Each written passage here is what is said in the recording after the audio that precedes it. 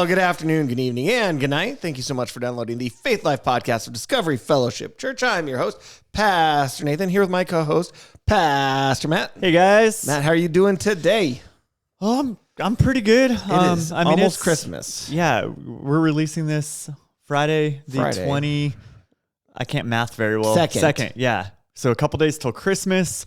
3. I haven't. We'll get into this a little bit, but it's, life continues on. Each day's a new day, and so that's good. Yeah, we're here. We're recording. We're here. We don't want to miss a week with you guys. Nope. And on that, thank you again so much for downloading this episode. Whether you're listening on audio, whether you're watching on YouTube, we are glad to have you here. As always, you can email podcast@dfchurch.com. That's podcast@dfchurch.com.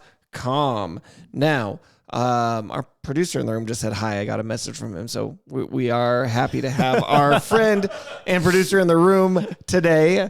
As always, if you haven't done so already, leave us a 5-star review on Apple Podcasts, Spotify, or wherever you downloaded this, and let us know you watched it. We just got our year and wrap up from our podcast host. Yeah. It's kind of funny. I think everybody seems like they are just doing their year in review things now. Year in review. Or your year unwrapped. Yeah, it's really kind of funny how many of those we get now. Yeah. But it's kind of cool seeing all the statistics. And again, all of you listeners out there, we are wrapping up this year, and we've got some really exciting stuff that we're going to be bringing in with the new year. We'll talk about that next week. But before we get to any of all that, let's hit the news for the week. There's some really interesting news. There's this a week. lot of fun stuff. There's a lot of fun stuff. So Matt, why don't you start us off? All right, I'm going to start with some news about Chick-fil-A. They're selling cheeseburgers. So as you guys know, Chick-fil-A is closed on Sundays. That's one of its just values that it has, right? So that everyone has a Sabbath day. They chose Sunday because here in America, that is traditionally the day that as Christians we go to church. And so that was the day that Chick-fil-A closed. New York State Assembly has put forth a new bill known as the Rest Stop Restaurant Act that would require food and beverage companies contracted to provide services along the Thruway and at Port Authority in New York and New Jersey to stay open 7 days a week. Oh. So Apple Green, which is a convenience store chain with a huge portfolio of companies, including several Chick-fil-A's that they are the operators of, has opened, at least as of today, 7 Thruway service area Chick-fil-A's. Oh. So in New York, there will be, it looks like 7 Chick-fil-A's that are going to be forced to stay open on Sundays. Are they going to try to fight this with legal action? I haven't seen a response yet. In fact, that seems... the article from ABC News I was reading said that Chick-fil-A did not immediately respond to comments. So, and this was in New York, you said? Yeah, this is They're doing a lot of dumb stuff in New York, though. That's where last week's news about the boycott Target Forever came from. Well, yeah, and they're also doing a thing now where they're charging all the cars an extended fee for just being on the road, congestion fees. And it's what are you supposed to do if you have to drive to work if there's no bus or subway that goes there? All of a sudden now you're paying up to $25 a day just in congestion fees. I don't know. It seems weird, but here's what's New York. Interesting. Okay. Chick-fil-A apparently signed a 33-year contract with the Thruway. What's the Thruway? It's a area in New York. I don't know. Is it like a highway? I went to New York once. Yeah, I assume it's like a highway, maybe a toll road. But it's designed for travelers, not necessarily just commuters, which is why the law is saying they need access to food on Sundays. They got to be able to eat. I need those chicky nuggies. So 27 service areas, part of this $450 million project. No toll or tax dollars were used in building it, so that's kind of interesting. And then, it looks like Chick-fil-A signed a 33-year contract. So if this bill is passed, they might have to actually open on Sunday. It'll be interesting to see how they respond. That's interesting. Well, and it has to pass still. It has to go through all the legislation. Right, so. and maybe it could get challenged. You got a Chick-fil-A lover on the Senate or something. I don't know. Yeah, well, it could go to the courts to say can you pass a law requiring operation hours for businesses? Right. Is that constitutional? Right. And speaking of constitutional, what do you got? Another big news story is right now. You've probably all seen the headlines in Colorado. they have ruled that Trump cannot be on our ballot for the election. Now, I'm sure there's a lot of people who's like stop at the headline or like that's all they read. Right. And it's like, see there, and then like it's all said and done and now Trump's not going to be able to be on the ballot in Colorado. Right. This is going to be appealed. Right. And they purposefully actually delayed the effect of this knowing that it was going to be appealed. And that's to give Trump's team time to do that, which I found very interesting. So it passed 4-3. So it's obviously a tightly thing from our state's Supreme Court. Right, but it's based off the actual Constitution, the 14th Amendment, right? Section 3 of the 14th Amendment, which basically says that anyone who's engaged in or like encouraged, I guess, insurrection or rebellion against the government cannot then run or hold federal office. Who has previously taken oath. Yeah. And like, Now the question and where this is, so here's the actual text. No person shall be a senator, representative of Congress, elector of president, vice president, hold any office or under any state, having previously taken oath as a member of Congress, blah, blah, blah, shall have engaged in insurrection or rebellion against the same or given aid and comfort to the enemies thereof. But the Congress may, by votes of 2/3 of each house, remove such disability. So what it sounds like, though, and maybe this is where it's going to come in, is I would imagine you have to say you were convicted of that. Right. I think conviction is key here. I can't think that that the framers of the Constitution would say you were accused of insurrection, therefore you can't ever run for office. Right. And so that's probably going to be the key sticking point, and that's probably where Colorado done goofed up. They done messed up. Yeah. because I mean, regardless of what you think about Trump, regardless about what you think about anything politically, the ripple effect of that. This would set a terrible precedent. It would set a terrible precedent where you could say, we accuse you of insurrection, you can't run for office. Like, that's really messed up. And so I think that this will obviously be overturned. I can't imagine this gets up to the Supreme Court and they uphold this ruling. But the fact that it was even done in the first place is interesting. Like, okay, so the court here in Colorado, I know we're spending a lot of time on this one, but it's weird.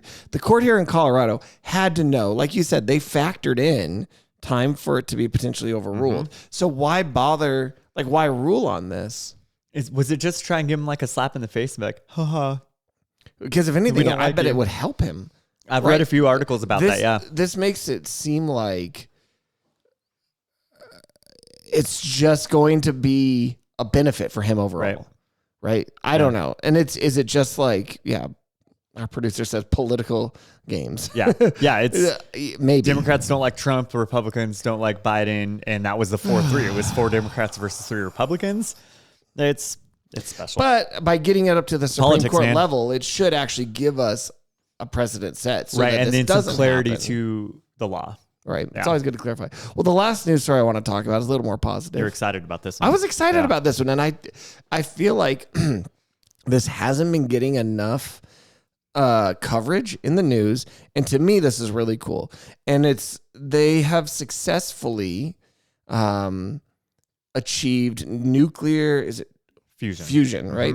Nuclear fusion, but not only just nuclear fusion, they've achieved it to where the output is greater than what was put in. Yeah.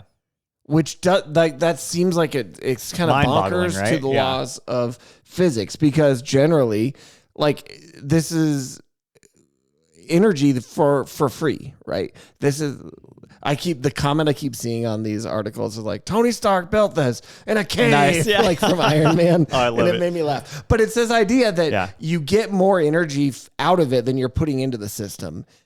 Yeah. And so they've actually just free energy. They've been doing this for a little over a year now. Okay. Like having these experiments and being successful. So there was one experiment on July 30th where they shot these lasers into the little field thing. They shot 2 megajoules to the target, and it resulted in 3.88 megajoules of energy coming back. Right. That's cool. That's almost double. Right. So if my math is correct.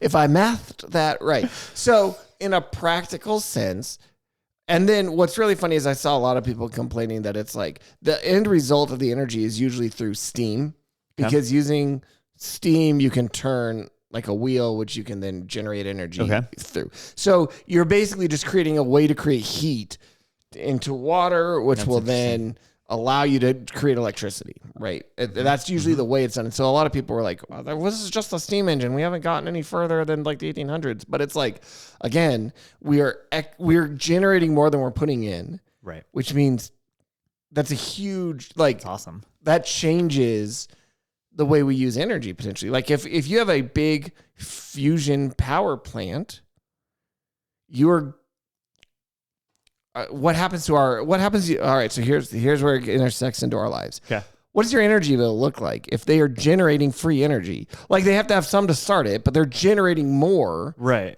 than what they're putting in. Can they then, here's the question, can they then take some of that and put it back into it, right, and get even more free energy? And would it ever actually be free? Because there are facilities to be paid for, people to be paid, all the equipment to be kept up.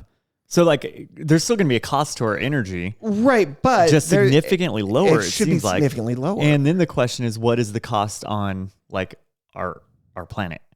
Right? Like, does this significantly help all the issues that we have? Because we are generating it instead of burning coal, or that type of fossil fuel production. We are using this as your energy source. This apparently became the science podcast today. Yeah. But I think the overall idea is that you are generating this energy, and if it can loop around to use to feed itself, then yes, your costs are going to be significantly lower, right? So like if I have if I have our producer in the room just said, let's like building a miniature sun like Doc Ock did. So we saw how that worked out. It went great for everybody in Spider-Man 2. Yeah. So real quick. Okay, tell me what you found, Matt. Because Jeremiah, smart dude, loves the science, knows probably a lot more than you and I do about all this stuff. And so he's messaging us. I'm sure. So I looked it up. He talked about deuterium. Is that how you say that? Making helium. And so when deuterium and tritium fuse, they create a helium atom, which has 2 protons and 2 neutrons and an energetic neutron. These energetic neutrons could be the basis for generating energy in future fusion power plants. On Earth, fusion has the potential to supply safe, clean, and relatively limitless energy. It's amazing. Now that's the little summary from the Department of Energy, based upon 2 words that Jeremiah sent us in a text thread. So the next question is, so we have little suns that we're building in power plants that are then fueling energy. Okay. Can we miniaturize this technology so that I've got a little fusion car? Like that it's just running forever. I never have to put gas in it. I feel like the possibilities are potentially endless, but we're still a long way off from it. Like we're just now starting to figure out what this could be someday. So you're saying I'm not going to get this next month? I think your grandkids might get a fusion car. Do we really think the Earth is still going to make it that far? Great grandkids might get a fusion car. Do you think we are still going to be on this? Like, I mean, I won't. No. Why not? Digital immortality. Oh my goodness. No, thank you. We are going to, all right. So I just want to go be with Jesus at his timing. We will scan Matt's brain, and the next iteration of ChatGPT. You're not going to get a whole lot out of it. It's going to be Matt GPT. I mean, come on. Wouldn't that be fun? I'm here for Matt it. GPT. Matt GPT. Well, on that note, not at all. Let's go to our main topic for today. Our main topic is not Matt GPT. No, although thankfully. This sounds like a cool experiment. I think we try it. What I wanted to talk about, so continuing our theme, we've been talking every week this month has been Christmas related. Okay.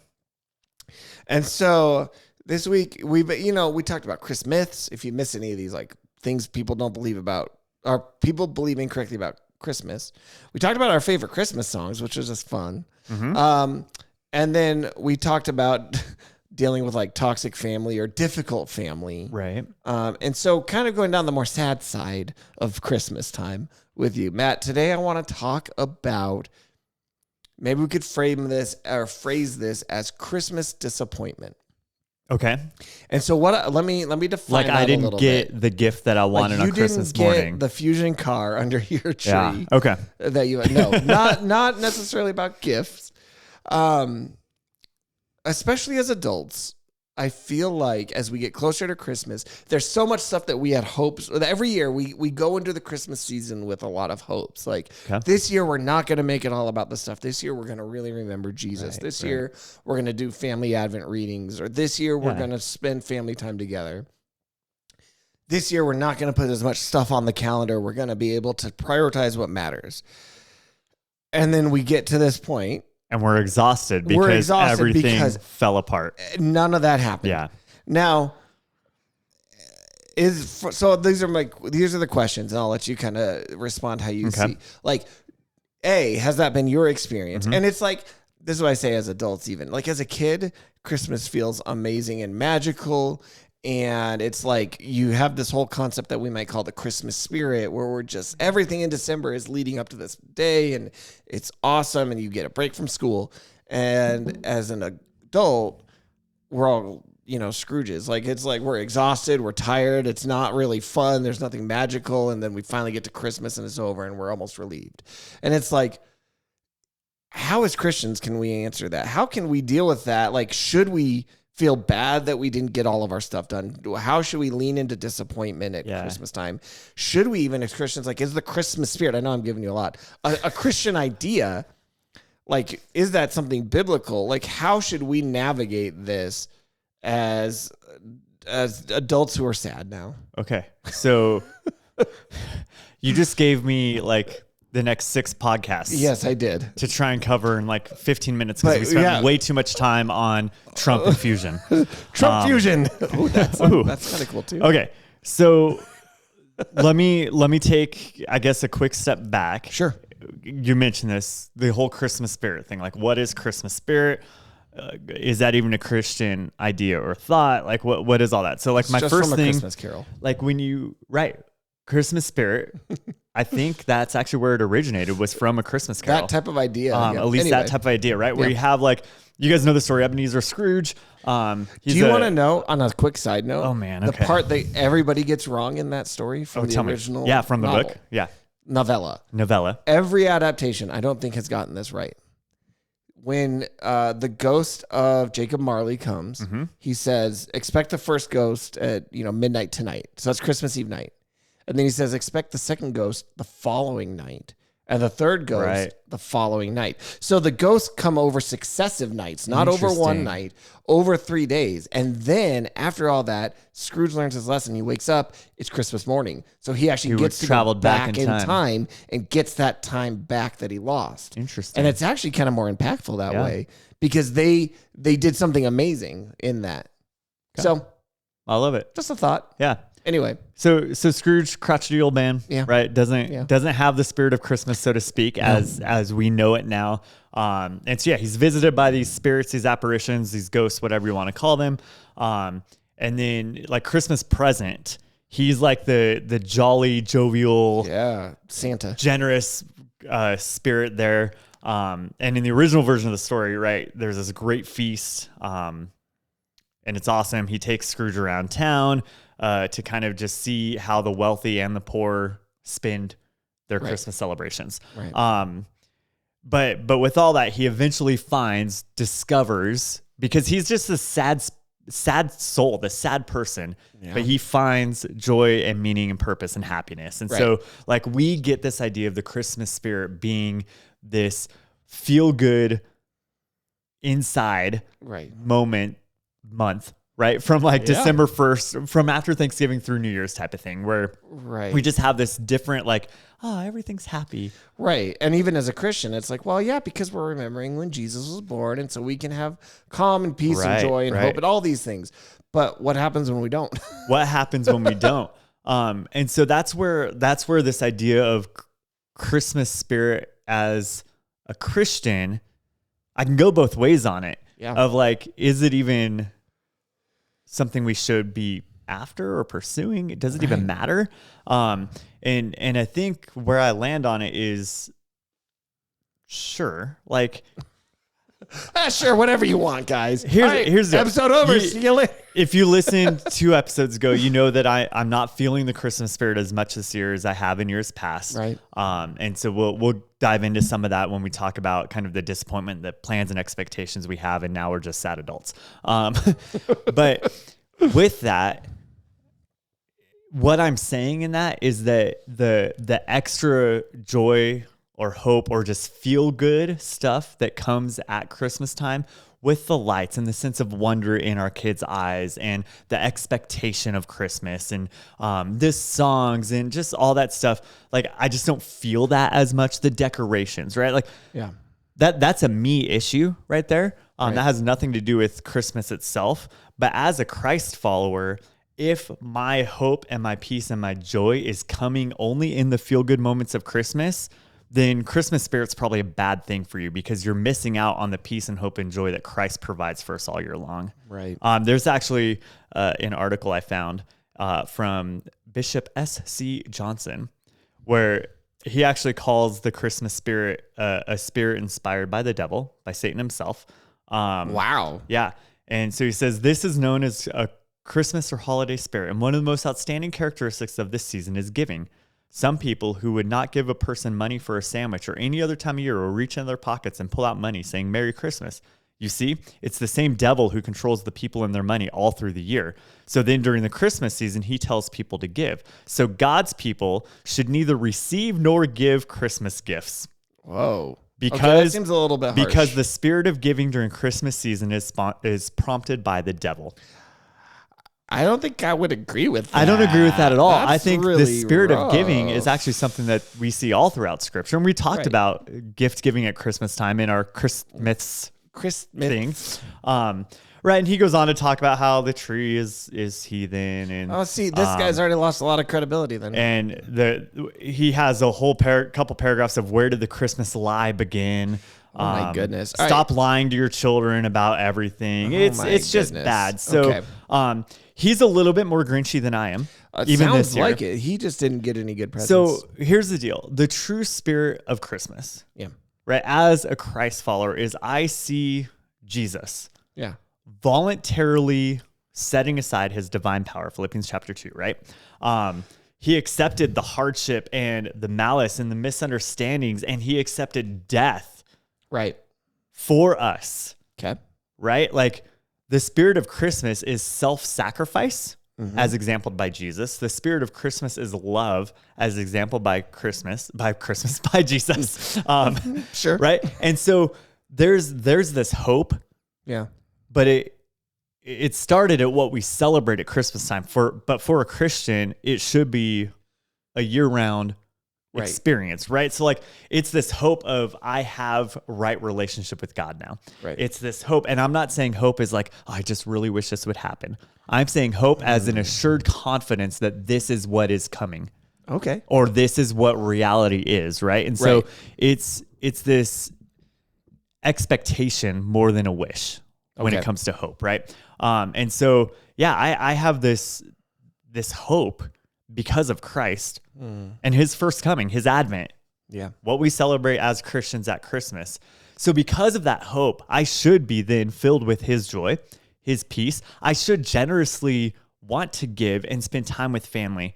And like the Christmas lights remind me that light expels darkness, right? And so in my life, I'm reminded that the light of Christ in me expels darkness around me and in my world. And so I can be reminded that as Christ is the light to the world, I can also Christ through me be a light to this world, right? And so that, like, that's where the Christmas spirit comes from. And so for me, yes, my holiday spirit maybe is a little less this year. Okay. But my hope in Christ remains, and that is steadfast. Right. As a Christ follower, are there moments where I'm like, God, I just don't know what you're doing right now? Absolutely. For sure. But are there moments where I'm like, God, I don't know if you're real? I don't have that anymore. Right. Did I used to? Yeah, but I know God is who he says he is, that he sent his son Jesus to come, live the life that I can live, die the death that I deserved, right? So that I can have right relationship with God. That I have 100% confidence in, and nothing can steal that joy. Yeah. Right? Because that is a permanent, everlasting, only because of Christ type of joy. And we use the word joy at Christmas time a lot, but I think we miss the meaning of it. And so we use it in the sense of a happy feeling. Right. Just at Christmas. Happiness. Right. But I think as Christians, we need to look beyond that, because moment of honesty here, I have failed as a parent this Christmas with my expectations for it, right? Because I had the same thing. Every year in our family, we do this big, it's an advent calendar, but it's not like you just take out a little chocolate every day and eat it, right? And it tastes like it was made in a factory overseas by 6-year-olds. Remember when we did that on the DSM video? Didn't we eat like some sort stale of old chocolate? Old chocolate from an advent calendar. I think you're right. Yeah. Calendar, I thought. Yep, because we did it during spring break. That's right. Not a great idea. Okay. Anyway. So the advent calendar we do is there's like experiences, sometimes gifts, other things that we just go through each day and have some sort of time together as family. Right. This year we didn't even put that calendar up. We didn't prep anything. We've done like 2 or 3 of the things that we've done in the past. It is the 22nd of December when this is released. And so of 22 possible options, we've probably done 4. Okay. Right. So that's a failing grade, right? But here's the deal. By any metric, yeah. By math. If my math is correct again, we get back to that. Math. Honestly, though, Matt GPT coming soon. I can beat myself up, and my wife and I, we have beat ourselves up over this a little bit, but we've also said, you know what? Who cares? Right. Like, let's move forward. We also do what's called a Jesse tree, where we have a small tree that we put at the end of our dining room table, and then we read every night, is what we're supposed to do, a portion of scripture. So it's from Genesis all the way through the end that gives us this overarching view of Christ, right? And like why he came and what his purpose is for us as his people, right? And so we read a portion of scripture, talk about it a little bit, and we hang an ornament that reminds us of that scripture. So it just has a little picture on this tree. That's cool. So by December 24th, we've read through the whole narrative of scripture, the overarching big story, and we have these regular reminders. That's really cool. We got to our first day probably about a week and a half ago. Yep. So it was like it was like the 13th, I think, where it's like, okay, we finally have all 6 of us at home. That was the first time. So we're like, and it was like in the afternoon. So we're like, I don't care. Just sit down. We're going. So we read through 4 of them. A few days later, we read through 4 more. A few days later, we read through 4 more. We're now, I think, we've done 16. Again, it's the 22nd. But that's okay. Right. We'll get there. We'll catch up. Jesus is still good, right? Jesus, regardless of my time management, regardless of my plans and expectations, he still is who he says he is and has a plan. And so like I can be disappointed in myself for maybe missing out, or like circumstances sometimes throw us for a negative loop, right? Like, and this is Satan, because he wants to steal our joy. Yeah. Right. He wants to distract us from the things that matter. He wants us to, I guarantee you, he wants my wife and I to be focused on how much we failed this Christmas season compared to years past, or compared to what our expectations were with him. So when I start to feel that, my response now needs to be, instead of, man, I blew it this year, my kids are going to look back at this Christmas and say it was the worst ever. No, I need to say, again, not today, Satan. Like, I'm not going to let you steal my joy, because it's found in Christ and in Christ alone, regardless of my schedule and my planning. And guess what? Every day is a new day. I can wake up today and say, you know what? Today, I'm not going to give Satan that foothold like I gave him yesterday when I was sad about it and letting him give doubts about my effectiveness as a parent or even a Christ follower, right? Because I'm not doing my devotions with my family every day. Instead, I'm going to say, you know what? Today's a new day. I'm going to find an opportunity to point my kids towards Jesus and the joy and hope that's found in him. Well, and I think that the other thing that I think factors into this, and maybe this is your experience too, especially with where your kids are, it feels like the younger they are, the more like Christmas, quote unquote, Christmas magic can be there. Because when you're really little, you don't have anything. You're not doing as much. You don't have your own personal schedule. You're just there for the ride. And as our kids have gotten older, it's like, I can already start to see, like, with them, Christmas isn't the special thing that maybe it used to be when they were kids. Yeah. Like as you grow up, you lose a little bit of that, I don't know, that childlike wonder towards things. Yeah. And so it's as you know, you've got even older kids, so it's like they've got jobs and they've got their own calendar and responsibilities, and it's like we talked about like filling up your calendar and how it's like, let's try to simplify. The more people you're putting on that calendar, the more complex that calendar is going to get. Right. So how, I guess it's like, what is is there a quote unquote right thing to do? Is it, oh, we didn't cut enough stuff off our calendar, so we failed, or we have too much on our calendar, we cut too much off our calendar, so they didn't get any experiences. Like, how do, again, I think there is that like accusatory nature of Satan. Right. To say you failed because of XYZ. But I think, is there a genuine like sadness we can feel of saying, you know what, we aren't having all the things that we thought we would have. And it's like, I think as a church, sometimes we can unnecessarily demonize negative feelings. Right. Like, you know, sadness is okay. And it's okay, especially when sad things happen, to feel sad. Right. And so I think especially, I don't know where, you know, you, or if you're at home, you're listening, what your situation, if there was a sad Christmas this year or not, kind of what we talked about last week, sometimes because of family or because of any number of things, you can have difficult times around Christmas. And I think we want to be careful not to say like, if you feel anything other than joy, you're a bad Christian. Right. Or that it's always just Satan. Right. When we get accusatory of you're not good enough, like Satan means the accuser. And so obviously when there's accusatory feelings towards us, we can say, not today, Satan. But sometimes I think we can also say, you know what? I'm a little bit down today. And I, you know, this isn't like a Christmas high. It's kind of a low at a time when everybody else expects it to be a high. But that's okay. That's okay for me to sit in that and like think about that today. And in my sadness, go to God. Like, look at the Psalms, right? How much of it is, God, I'm struggling. And so it's in all of our feelings and all of our emotion and all of this. This is not even just a Christmas thing, but it's like, feel how we feel. God made us to feel. But ultimately we say, and so with that, God, I go to you. Yeah, I think that's super important because you're right. We tend to, especially in like conservative Western evangelicalism, say emotions are bad. Right. No matter what the emotion is, any expression of emotion is bad, right? And so we'll often even say that joy actually isn't an emotion. Right. When I'm not sure, I mean, the movie Inside Out said it is, so that counts, right? It counts. No. She was a main character. I think joy's it's one of the fruit of the spirits. Right. And so that potentially gives me that argument of, well, it's not an emotional response. Right. But I also think that when you read how the angels announced the birth of Christ to the shepherds, I bring you good news, which will be for great joy for all people. That elicits an emotional response, right?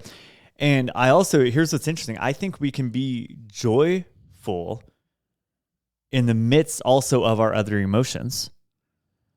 Even in my sadness, I can experience joy. Even in my anger, I can experience, and I know that's a really weird thing to say, but I think it's because joy is less about, and I know there are some people, especially in the last several years, where there's been a lot more debate because for many years we've separated joy and happiness. And a lot of scholars now are saying, no, scripturally, those are actually the exact same thing. Interesting. But we also use the word love as one thing, as one word, which scripturally there's so many different words for it. And so like the English language is just a weird thing. So I am going to separate those two words and I'm going to stand by that conviction anyway.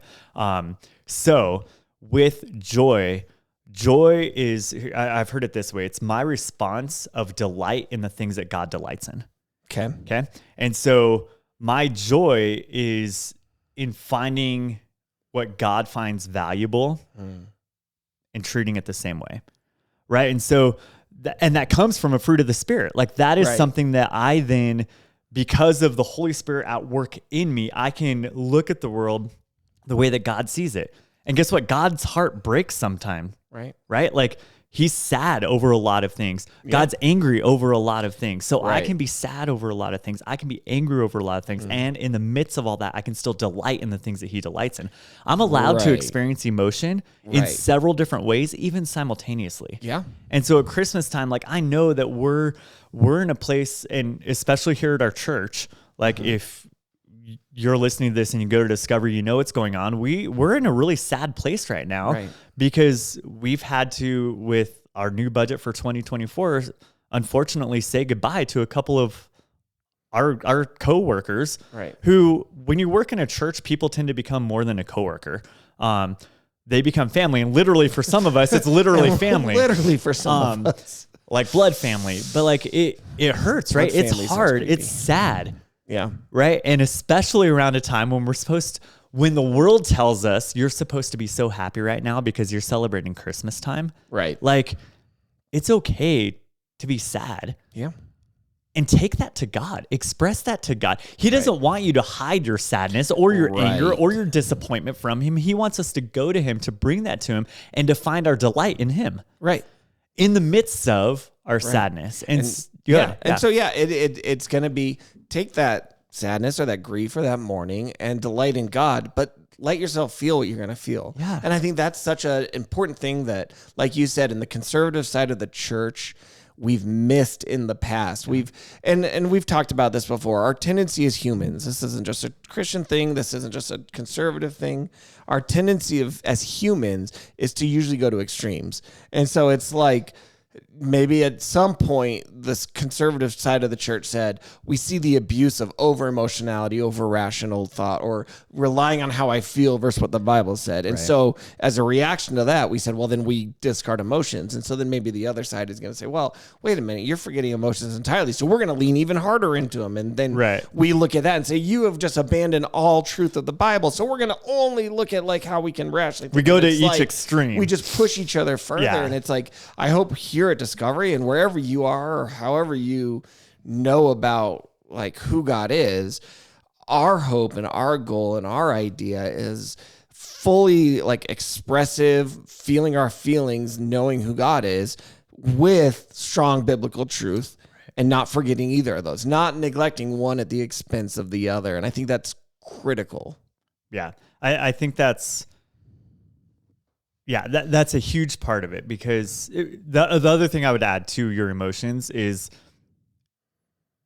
especially as a male, as a church leader, and as a conservative Christian, I've been taught my whole life to keep it to myself. Yes. To hide it, to snuff it down, to ignore it even. Yeah. Right? I would encourage you to not do that, to express your emotions, to find someone to talk through your emotions with. Like that is all super healthy. Right. And if that person you talk to judges you for your emotion, they're not the right person to talk to. Go find somebody else, right? Who actually loves you the way that Christ does, right? And wants to treat you with that same dignity and respect that you deserve through your emotions.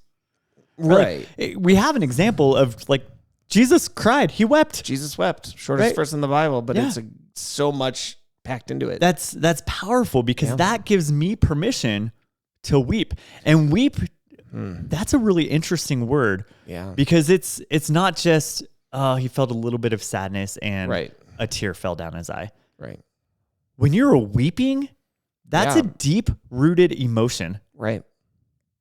And it's okay because Christ himself did it. Right. And so we have permission to weep as well. We have permission to feel. Right. So maybe as we kind of wrap up this main topic, then let's talk about just practically. Yeah. What does that look like? Yeah. Like how do we start? And I think the first step is what you just said. It's know that it's okay to feel. Yeah. Know that it's okay to have your emotions. Know that it's not a kind of thing that you have to just say, well, I felt it, now I'm going to push it down and move on. Like let yourself kind of feel what you need to feel. Step one. Yeah. But what else do you think we can do practically to like make sure we're doing this? And especially, tying it into Christmas, but anytime, I think this is good. what you do with it advice. Yeah. So I think, and we've kind of mentioned this, but yeah, you allow yourself to feel, you talk with God about it, right? Because he is the comforter. And so he'll guide you through it. You also then talk with someone else about it, right? Because it's helpful, at least for me, sometimes to get that stuff off my chest. Yeah. Right. And if you're on the receiving end of someone, don't try and fix the problem. I'm guilty of that all the time. And so like, if you're a man and you're listening to this, that's going to be your natural so like response. As a husband, like my first response to my wife is like, do you want me to just listen and feel with you, or do you want me to fix for you?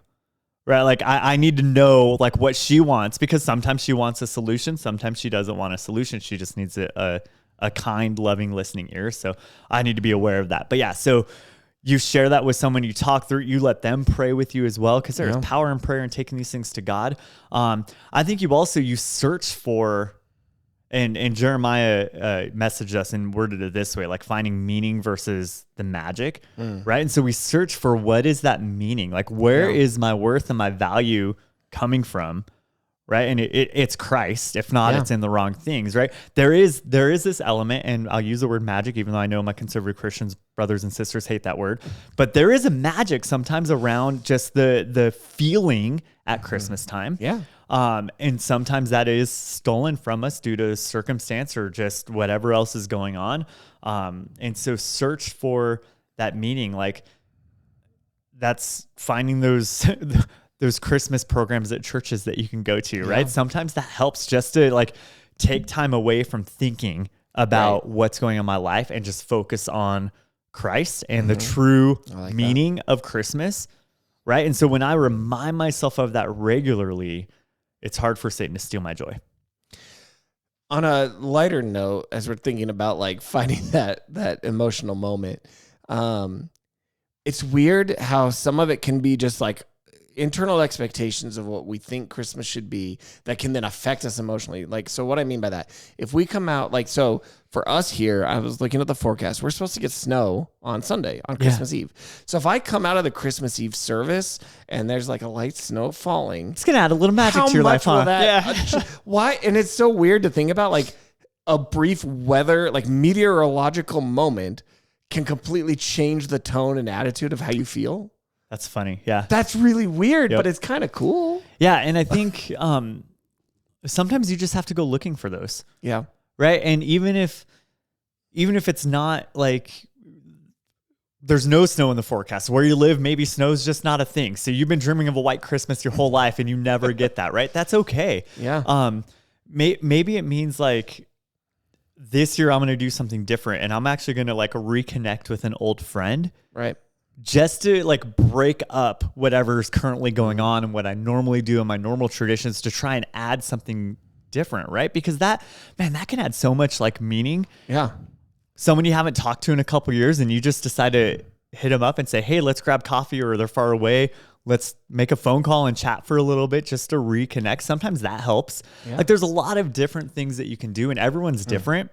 Maybe for you, it's like, I'm actually really like sad this year because of a lot of different things. And also I haven't like stepped outside in a while, right? Like because I've just been so busy. Yeah. Go for a walk. Oh yeah. And in that walk, pray, talk to God, like take the earbuds out, right? We put our podcasts in, we put our music on. We always have noise in our life. That's true. Maybe you take a 30-minute walk around your neighborhood and you just say, hey, God, what do you want me to know about you right now? Yeah. Like, what can you teach me right now? Like, these are simple things, but things that I think in the busyness of our lives, we often overlook. Maybe parents talking to me right now, put down your phone, put away your phone, turn off your phone. Nope. Like for a whole day, like seriously. For a whole day. Shut it down for 24 hours and just be with your family. Oof. Get a board game, get a puzzle. Love it. Right? Play games. Play D&D. Wrestle. Whatever it is that you need to do to connect with your family. Because Love it. Honestly, like these stupid things are also joy suckers sometimes. Yeah. Right? Because there's so many distractions here. And like email is always coming at you. Like I've turned off notifications, like the buzzing of it. Yeah. And I did this years ago because I got so annoyed at it. And it would constantly just be that distraction. And so now when I open up my phone, I have 60 new emails every time I look at it. And I'm just like, those stupid red notifications are you kind got of to just start unsubscribing to stuff. And so sometimes it just requires us to just literally 100% completely unplug. And I know we're addicted to it, right? And none of us are going to admit that we're addicted to our phones, but almost every single one of us, we're addicted to our phones in some way or another, right? When I'm like this and someone's talking to me. For you audio listeners, Matt is just staring at his Sorry, phone. I'm staring at my phone if you're just listening. This is an addiction problem when I am talking with someone and I'm staring at my phone or I'm playing a game or I'm looking at social media and my kids are in the room. Right.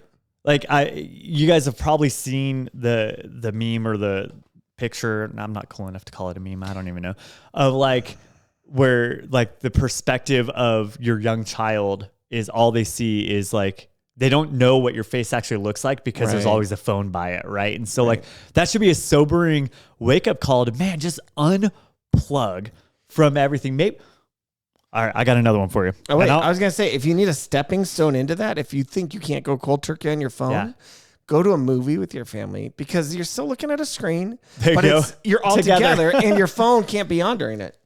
I mean, it shouldn't be. If you leave your phone on during a movie or you get on your phone during a movie, as a former movie theater manager, no, don't do it. Sweet. Like unsubscribe and leave me alone. I don't like you. Wow. He loves you. He just doesn't like you. All right, here's what I'm going to do. Okay, this is huge. Okay, let's hear it. This is bold. My kids are going to hate me, and I'm so excited. Oh my goodness. I'm gonna figure out whatever day I can just actually take a day off of work. Okay. Okay. While they're off of school. It's Christmas, and I got to pick a day that my older teenager isn't working either. Christmas Day. Well, what's your bold idea? We'll see. I don't think it's gonna work. Okay, let's hear it. It would half work on Christmas Day, but like we FaceTime family and stuff on Christmas, so it won't work. I'm going to unplug my modem. Complete no internet in my home. I guess I could still FaceTime with like the cell phone stuff, but no, like the point is there's absolutely no electronics for a day with the family. I'm going to do that and see what happens. It's going to be insane, you guys. You got to commit. Here's what you need to do. Miniature EMP. You set it off in your house. Boom. All electronics are knocked out for a day. I love it. I'm just going to unplug. I'll turn on screen time on our phone. So like everything's disabled anyway. I love it. It'll be great. I'm going to try. I'll report back next week and see how that goes. All right. Yeah. We'll be you okay. Think by next week you will? Okay. Well, that's my only chance because then the kids go back to school. You keep them home from school. I'm here for it. This will make your kids a little bit more on board with it. This will, man. All right. This is going to be a crazy experiment, you guys, and I'm excited. This is going to be official. It's scientific through and through. What's going to happen? So we need the hypothesis. My kids are going to whine and complain for the first several hours of the day. Yeah. And then all of a sudden, we're going to have experiences with each other and like conversations and moments that we haven't had in a long time. And I'm actually kind of excited about it. Like, this is how I'm going to get my joy back this Christmas. You could go find a cabin somewhere that has no cell signal and no internet there. I was hoping to go for the free route. Yeah. Yeah, that would be cool. A cabin sounds like last minute at Christmas time in the middle of nowhere. But so if you're listening and you have a cabin with no cell phone reception or internet, right, and you want to like, what if it doesn't even have electricity? For scientific purposes, donate that for a day to me. Let me know. If it had no electricity, would that be okay? It'd have to be somewhere warmer. Well, I guess a fireplace, big wood stove, and we just all like sleep around the big wood stove. Okay, I'm willing to try it, man. Oh man, this sounds awesome. All right, well, let's close up that topic then as we move into our AI segment. Now, Matt, I have something special for our AI segment this week. I just yesterday discovered a site that will generate full music for you on whatever you want via AI. So all you do is you give it a prompt and it comes up with everything. The voice is AI, the music, everything is AI generated on this song. Yeah. So we're gonna listen to that real quick before we jump into that AI segment. Now, I am reminded somebody took pity on us eating that fish paste And so thank you. We have these homemade sugar cookies here today. So we are going to go so thank eat some you. of these cookies. Thank you. Listen to the song, and we'll be back for our AI segment. So listen to this, and then we'll jump into that segment. Hey, it's the Faith Life Podcast. Pastor Matt and Pastor Nathan, you know they bring the laughs. ChatGPT, yeah, it's AI on the beat. Generating funny lists, making us all feel so neat. Funny lists we can't resist. ChatGPT, you're a comedy genius. Lifting our spirits one joke at a time. Faith Life Podcast, gonna make you smile. That was fantastic. Isn't that so fun? Oh man, is that like our new segue that should be, segment? All right, so let us know. Email podcast@dfchurch.com. Should I have that jingle play every time we go to this segment with like a little? I don't know how to animate yet, but at least it's still image. Yeah. Also probably created by AI. Why not? Why not? All right. So for our AI list this week, here's what I asked it. I would like a top 10 list, I said, of the biggest Christmas letdowns in history and why. Wow. The biggest Christmas letdowns. I figured that would be appropriate for our conversation. And I asked it to make sure they were historical. Okay. Now, so one legitimate of things. These should be legitimate. But again, I haven't fact checked this. And we know that ChatGPT hallucinates. I love that that's what they call it, is that AI is hallucinating when it just makes up something. So what I would like to do is read this list, and then I can tell you one of them isn't historical because it's a novel, but it recognizes that it's a novel or a novella, short story. Okay. But that's okay. All right. So number 10, the Eiffel Tower Christmas light failure of 1900. The tower was supposed to be illuminated with thousands of lights for Christmas, but technical difficulties led to a less than spectacular display. Are you aware of the Eiffel Tower Christmas light failure of 1900? I'm not. Did it even really happen? Only AI knows. All right, here's number 9. This one's a story. I know this wasn't historical, but it's okay. The Gift of the Magi Irony, which is the famous story of a couple selling their prized possessions to buy gifts for each other, only to find the gift useless, is a classic Christmas letdown tale. Do you know this story? I don't. Oh, Henry. You don't know? Okay, so the Gift of the Magi, there's a guy who has his prized watch. He loves his watch more than anything else, and he's really poor. And his wife has really long, beautiful hair, and she loves her hair. It's one of her best features or whatever. He's like, I need to get her a Christmas present. I want to get her a brush for her hair, something that she can brush her hair. And so he doesn't have any money. He's so poor. He sells his prized watch, his most loved possession, to buy her a really nice, like, pearl inlaid brush or whatever. She's thinking the same thing. I know I love my husband. I wish I had something to give him for Christmas. What about a really good chain for his little pocket watch? Like the most beautiful chain in the world. So she cuts off her hair, sells it to buy the chain. So they each give each other this gift that's now useless and was a huge sacrifice for themselves. Yeah, so I've seen this story. Okay. In the form of Mickey and Minnie Mouse. Perfect. One of the Christmas specials, like Once Upon a Christmas or whatever they do, where Mickey had his harmonica, and that was like his big thing. Okay. And what did Minnie have? I don't remember. I don't know. Dang. Something but anyway, cool. they both, like a necklace or something, or like a charm that needed a necklace or whatever. Yeah. So Mickey ended up selling his prized harmonica to get something for Minnie. Minnie ended up selling her thing to get something for Mickey's harmonica, like a case or whatever. And then they ended up both just laughing and recognizing the joy of just being together. All right, so let's go on to number 8. Because that was a Christmas disappointment, I guess, for those people at least. For Mickey and Minnie. The canceled Christmas of 1647 in England. When the Puritans came to power, they banned Christmas celebration, leading to widespread disappointment and even riots. I did know about that. Mm-hmm. All right, number 7, the 2004 Indian Ocean tsunami. Oh. Yeah. Occurring right after Christmas, this devastating natural disaster was a major letdown for the season, overshadowing the festive mood with grief and loss. That's a funny major letdown's a weird way to phrase that. Oh, what a bummer. We all had a terrible death and destruction. Yeah, it was more of a sad tragedy. And if it's in the Indian Ocean, where did it hit? Like, what country did they celebrate?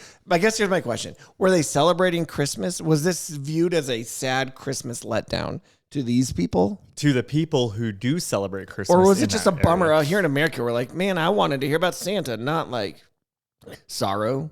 I mean, was it just a letdown for us? We're not the only people who celebrate Christmas, Nathan. Well, I know we're not, but I'm thinking the Indian Ocean. I'm thinking India. Okay. I don't think they celebrate Christmas there. I'm sure some do.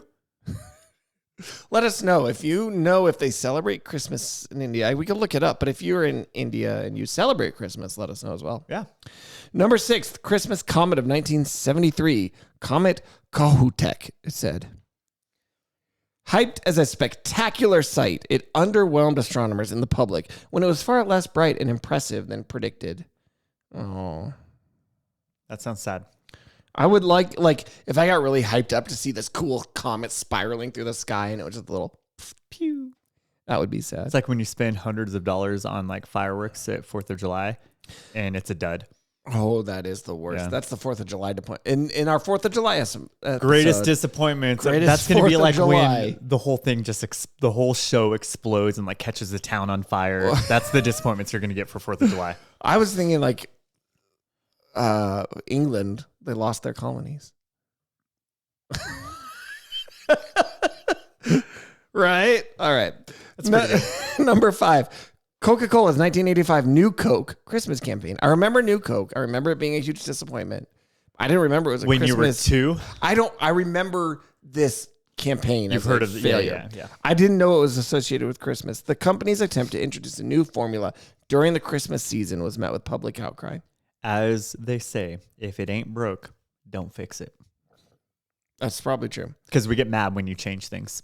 Number 4, the NASA Skylab Christmas of 73. Astronauts expected a traditional Christmas meal, but received unappetizing space food, highlighting the challenges of festive celebrations in space.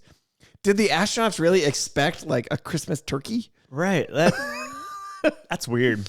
Were they disappointed, or were people watching? You're like, oh, we get to see Christmas in space. Oh, and you're getting dehydrated Neapolitan ice cream sandwiches. Oh, those are so good, though. Napoleon, not Neapolitan. Neapolitan. No, that's right. Yeah, not Napoleon. Here's the thing. Whenever I don't want a Napoleon sandwich. That's and weird. I got a little packet of like space food and it was like ice cream. I was like, this is so good. Yeah. And have you had it recently? No. Is it terrible? It's not as good. Yes. Oh, some things are better left in our memories. In our childhood memories. In nostalgia. There's so many movies that are better left in my childhood. Definitely. Number 3, okay. Coronation Street's 1967 Christmas episode. Highly anticipated, but due to a technician strike at ITV, it was never broadcast, leaving fans disappointed. What is Coronation Street? Well, one of the greatest shows of all time. I'm assuming it's British. That the Christmas special that was supposed to come out that year didn't come out. Thanks, strike. Man, I'm so disappointed. We weren't in the 60s alive. But what I'm assuming Coronation Street sounds so British. Oh, Governor Coronation Street. Wow. That's how they say it. Okay. Maybe. All right, number 2, the Great Christmas Tree Shortage of 2017. Was this a thing? Due to a recession a decade earlier, there was a significant drop in tree planting, leading to a shortage and disappointment for many families. Wow. 2017 was apparently a great Christmas tree shortage. How did we live? I already had a fake tree at that time, so it didn't matter to me. Exactly. So maybe you didn't pay attention. And I think you were here one in of Colorado, those fat cats with a fake tree. And I think in Colorado, a lot of people just go to the mountains and chop their own down. That's probably true. A lot of what quantifies as a lot to you? 3. Okay. That's I would guess in the entire state of Colorado, at least 3 people chop down their own Christmas tree. I know 3 people who chop down their own tree. So I'm correct. All right. Then finally, number 1. I'm excited. Do you have any guesses for Christmas disappointment? Podcast episode from the Faith Life podcast of 2023. I don't think it's that meta. Oh, okay. Not yet. This one is. All right, so you might wonder what the disappointment was. Here it is. The Christmas Truce of 1914. Oh. World War I. So I'm sure you've heard this story. Here's its description. Initially a heartwarming event where opposing soldiers in World War I ceased fire and celebrated together. They came out, they played soccer. It's like the two sides of the army got to like stop fighting for a day. And so it says the letdown came when the war resumed, dampening the hope that the truce had sparked. Was that a disappointment? Yeah. But we have to go back to fighting. Well, I think so. I think the soldiers would rather not have to possibly die. What if they just stopped? Then they said, you know what? We all just had Christmas together. Can we just be good? Like, you guys just go home. Why can't let's we just be friends? Let's just call it Why here. You guys, we whatever be territory friends? you captured, just keep it. We'll leave you. We'll go. Let's move on. Everybody wins. Yeah, it's almost like, why can't we just all live at peace? Oh, okay. Well, I guess.